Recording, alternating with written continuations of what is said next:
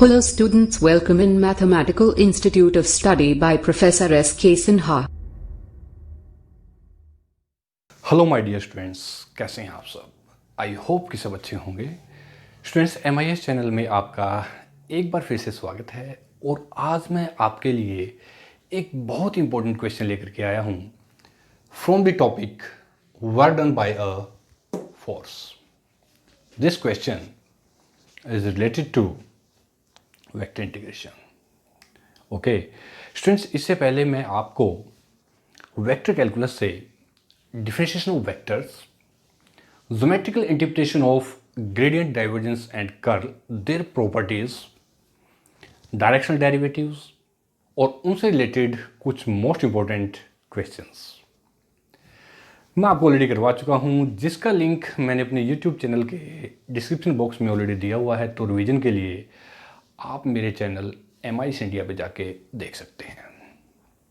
Okay students, आज मैं फिर वेक्टर कैलकुलस को कंटिन्यू करते हुए टॉपिक वेक्टर इंटीग्रेशन से आपके लिए एक बहुत ही प्यारा सा क्वेश्चन लेकर के आया हूं, जो कि बहुत इंपॉर्टेंट है और बहुत बार डिफरेंट यूनिवर्सिटीज़ में एग्जाम में आ चुका है। ओके तो चलिए स्टूडेंट्स, विदाउट टाइम इसे स्टार्ट करते हैं। Most important questions from the work done by a force. But before starting this question, first of all subscribe my channel and press the bell icon, ताकि आपको मेरे हर एक लेक्चर की update video time to time मिलती रहे। मैं professor SK Sinha MIS channel में आपका स्वागत करता हूं। तो आइए स्टूडेंट्स, स्टार्ट करते हैं एक बहुत ही प्यारा सा क्वेश्चन। ओके तो क्वेश्चन आपके पास, find the work done in moving a particle once round a circle, okay, C in xy plane, and you know on the xy plane z is equal to 0. If the circle at the origin 0 0 और जो उसका radius है वो 2 है, तो इसका मतलब क्या हुआ, सर्कल की जो आपका फार्मूला हुआ वो हुआ x² + y² is equal to 4 with the radius 2।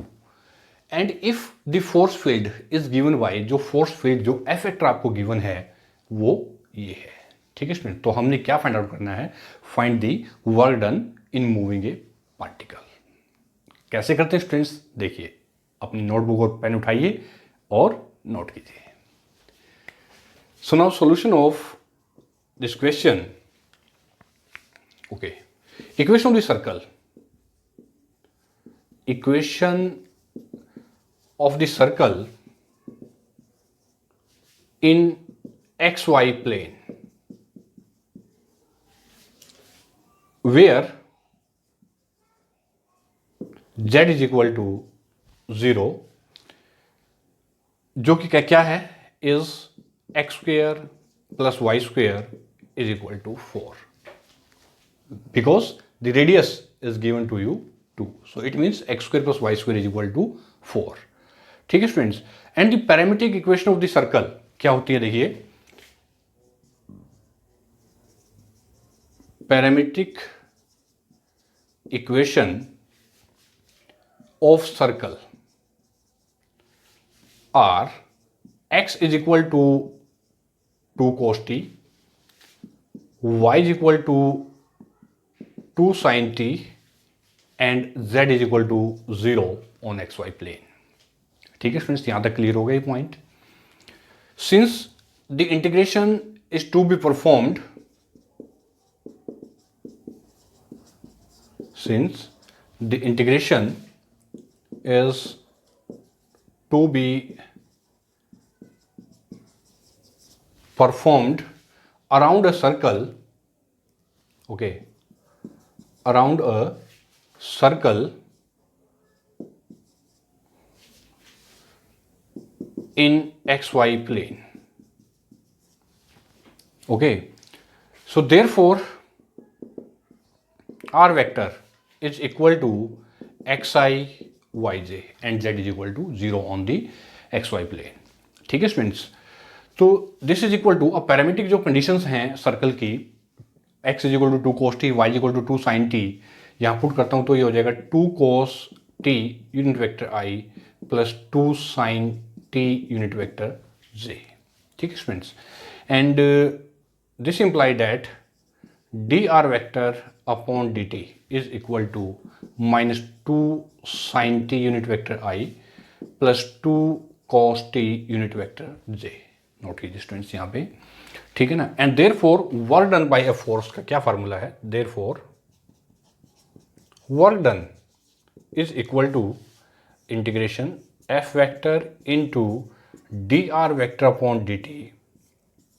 ये देखिए students, this is your work done, this is equal to integration F vector आपको गिवन है जो कि ये है, तो मैं यहाँ लिखता हूँ 2x minus Y plus 2z unit vector I plus x plus Y plus z unit vector z plus 3x minus 2y minus 5z unit vector k। ठीक है students, and bracket close into D are vector upon D T क्या है ये, ठीक है। तो in the dot product -2 sine T unit vector I plus 2 cos T unit vector J bracket close into D T.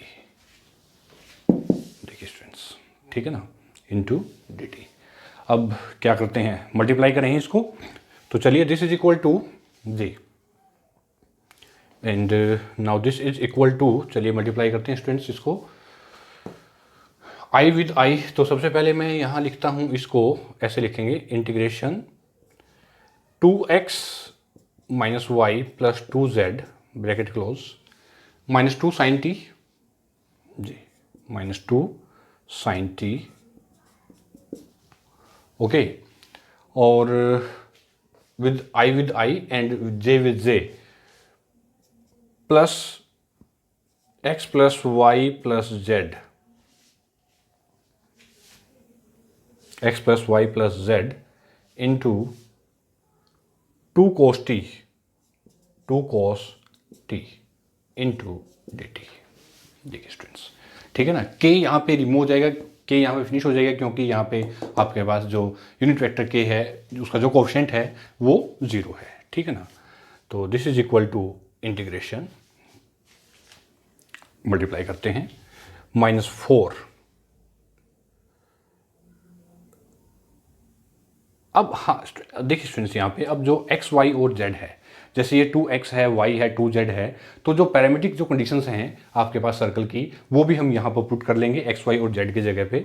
तो सबसे पहले मैं यहाँ जो x y और z की जो पैरामीट्रिक कंडीशंस हैं सर्कल की वो पुट कर लेते हैं। तो ये हो जाएगा 2 cos t, देखिए y क्या है -2 sin t और z क्या है 0 है, तो इसको मैं ऐसे लिख लेता हूँ -2 sine t as it is plus इसी तरह से एक्स वाई और जेड में x 2 cos t, ठीक है ना, प्लस y यानी कि 2 sine t into 2 cos t bracket close into D T. ये देखिए स्टूडेंट्स, अब मल्टीप्लाई करेंगे इसको हम, क्योंकि जो फंक्शन जो आपके पास एफ वेक्टर गिवन है, ठीक है ना, जो फील्ड इज गिवन बाय, जो फील्ड आपको गिवन है एफ वेक्टर ये, तो इसकी जगह पे भी एक्स वाई और जेड की जगह पे भी जो हमारी सर्कल की जो पैरामीट्रिक कंडीशंस हैं, यानी कि x is equal 2 cos t, y is equal 2 sin t, वो भी हम यहाँ पुट करेंगे। अब करेंगे हम इसको मल्टीप्लाई। तो चलिए इसके बाद मैं इसको करता हूँ रफ। देखिए स्टूडेंट्स, ठीक है ना, देखिए चलिए वर्क डन, यानी कि अब मल्टीप्लाई करेंगे इसको तो क्या आ जाएगा, दिस इज इक्वल टू जी integration c -4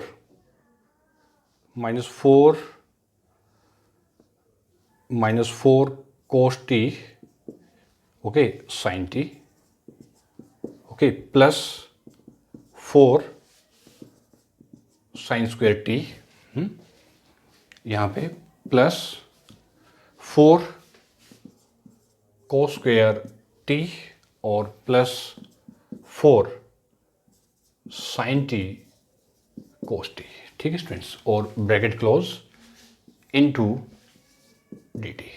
this is equal to, देखिए 4 sin t cos t, ये इससे ये कैंसिल स्टूडेंट्स यहाँ पे, ठीक है ना।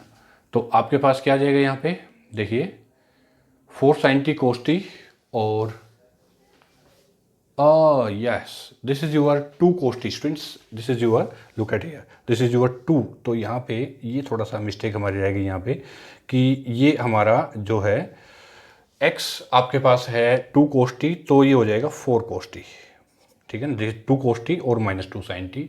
तो इसके अकॉर्डिंग ये हो जाएगा हमारे पास -8 माइनस नोट कैंसिलेशन,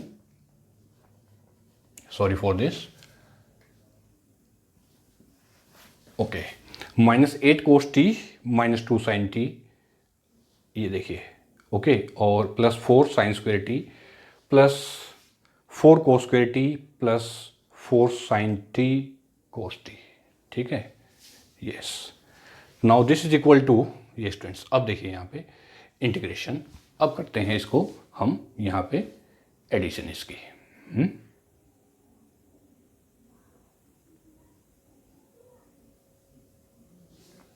तो ये आ जाएगा आपके पास -4 sin t cos t, separate कर देंगे यहाँ से, +4 into sine square t plus cos square t into D T. ये हमारा 1 है, because you know sine square t plus cos square t is equal to 1, ठीक है स्टूडेंट्स।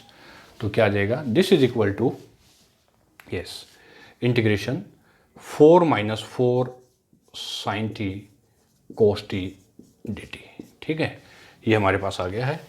और अब जो लिमिट ऑफ इंटीग्रेशन है वो हमें कैसे पता लगेगा, क्योंकि students in moving around circle, in moving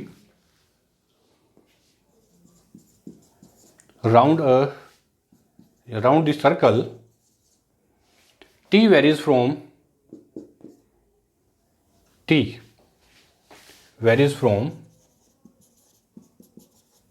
0 to 2 पाई। समझ गए ना आप मेरी बात, कि इन moving round the circle, okay, from 0 to 2 पाई, तो पूरे 360 डिग्री पे वो हमारा राउंड कर रहा है। तो in moving round the circle t varies from 0 to 2 pi. So here this limit become, this is equal to integration c f vector into D are vector upon D T, चलिए students, into D T, this is equal to integration 0 to 2 pi, ठीक है। तो 4 मैं यहाँ से common ले लेता हूँ स्टूडेंट्स, ये तो मेरे पास बचेगा 1 minus sine t cos t bracket d t, ठीक है। तो this is equal to 4 integration 0 to 2 pi d t minus, और ये मैं ऐसे कर लेता हूँ, integration 0 to 2 pi 2 sine t, ऊपर नीचे 2 से मल्टीप्लाई करने पर divide numerator and denominator by 2, ठीक है। तो क्या हो गया स्टूडेंट्स यहाँ पे, this is equal to 4t and the limit from 0 to 2 pi, ये तो हमारा हो गया है, और minus integration 0 to 2 pi sine 2t, ये किसका फार्मूला हो गया, sine 2t divide by 2 into D t, ठीक है स्टूडेंट्स। तो यहाँ पे ये जो है this 4 is multiply to all, ऐसे, ठीक है। तो चलिए इसके बाद क्या करना हमने देखिए, okay students, C F vector into D are vector upon D T, चलिए, and this is equal to, yes, 4 into 2 pi minus 0, और माइनस, ये माइनस है स्टूडेंट्स यहाँ पे, तो हो जाएगा हमारे पास minus cos 2t by 2 and limit from 0 to 2 pi, ठीक है, ओके।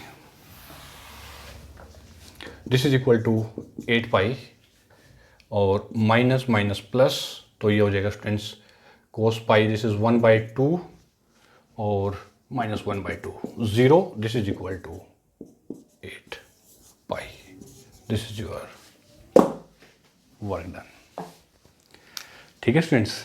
तो ये है आपका right answer of this question, okay. तो उम्मीद करता हूँ स्टूडेंट्स कि आपको ये most important questions from the work done by a force से बहुत अच्छे समझ में आ गया है। और इसके बाद भी अगर स्टूडेंट्स आपको प्रॉब्लम है इस क्वेश्चन में, तो आप मेरे यूट्यूब चैनल पे जाइए, कमेंट बॉक्स में लिखिए स्टूडेंट्स जो भी आपको प्रॉब्लम है, और मैं आपकी प्रॉब्लम जरूर से जरूर सॉल्व करूँगा डेफिनेटली। ओके, तो बताइए स्टूडेंट्स आपको ये मोस्ट इंपॉर्टेंट क्वेश्चन कैसा लगा। तो प्लीज़ लाइक बटन तो प्रेस कर ही दीजिए, साथ में कमेंट कीजिए, शेयर कीजिए, ताकि मैं इसी तरह से आपके लिए कुछ और most important questions, article, theorems इसी तरह कंटिन्यू लेकर के आता रहूँ। तब तक के लिए students bye bye, thank you very much and all the best.